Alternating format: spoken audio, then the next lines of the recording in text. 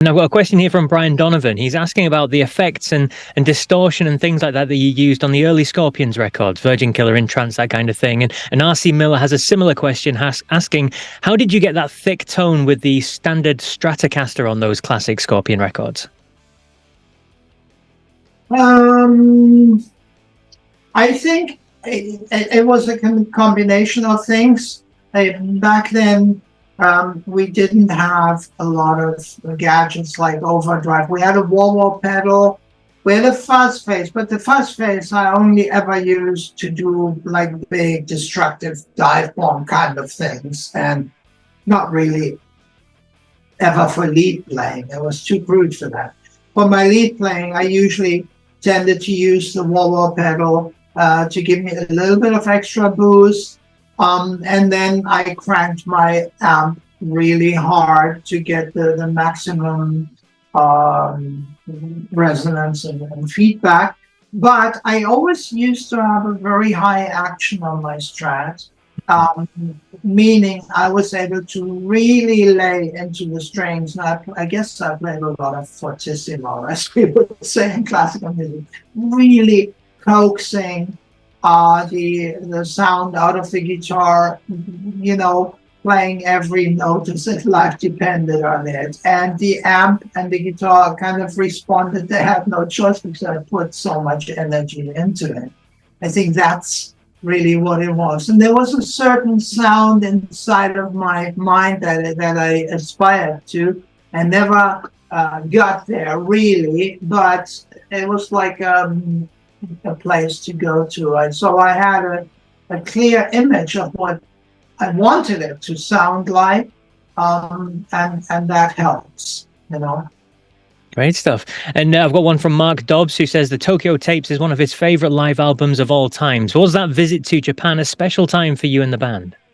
Yeah, it was really. It was the culmination of our mutual 5-year journey from the initial beginnings in 1973 with that band. It was 5 years to the day that I stayed there, and Tokyo Tapes was kind of designed to be the culmination point, because Klaus and Rudolf said to me, look, we know you're leaving, but why don't we make this final statement and capture this for posterity?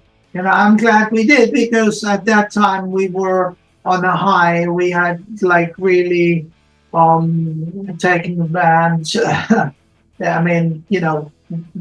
from plateau to plateau, and we were a really strong live band at that time, and the album fully captures that. Indeed. You mentioned there that the guys said, come along with us, we know you're leaving. So you'd made the decision before the Tokyo visit and everything that you were going to be leaving the Scorpions. I handed in my notice in a year before, in 1977, because the reason was not personal. It was just purely artistic. It was because I started to write music like Earthquake and other songs which I knew had no place whatsoever in Scorpions. It would have kind of really not resonated with any of the other stuff. So in 1977, I led a little bit of a dual existence. I wrote some of the songs for Scorpions, like Cells of Sharon and Your Light, and I've Got to Be There, I've Got to Be Free, and some other stuff. But I also already wrote this music for Electric Sun, which was very different, and because I was not so success driven, the band, obviously, we all knew that we were getting more successful every year. We already had our first gold albums by then, and it was kind of inevitable almost.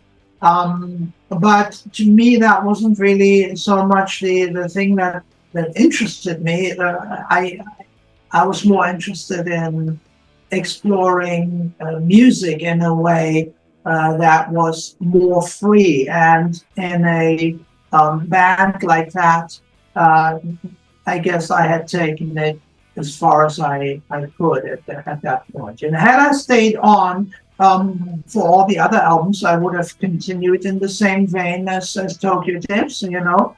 But the Electric Sun stuff would have never been made. So. Absolutely. And does any part of you no kind of choice. regret leaving the Scorpions at any point?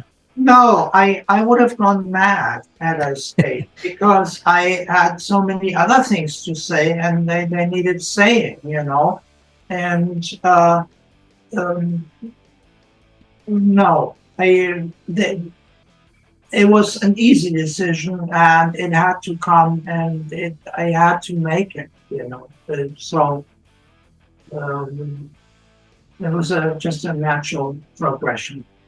Absolutely. And a question from Maria Favel kind of follows on from that. She said, do you remain friends with Klaus and Rudy when you left the band? And are you still on friendly terms with the guys now? We're very much on friendly terms. Nothing has ever changed in that, even though we were a great unit when I was in the band. And to this day, there's a family feeling whenever we meet, you know. And I guess that will never change. Lovely stuff. And Claudio Ferru, Eric Shurchuk, Dale Vance and Rod Hausman all asking the same question. Will there ever be a full tour with you and the Scorpions again? It's very late in the day. You know, I don't know what their plans are. You know, I mean, I would be open to anything. But I would say it's probably unlikely at this point in time.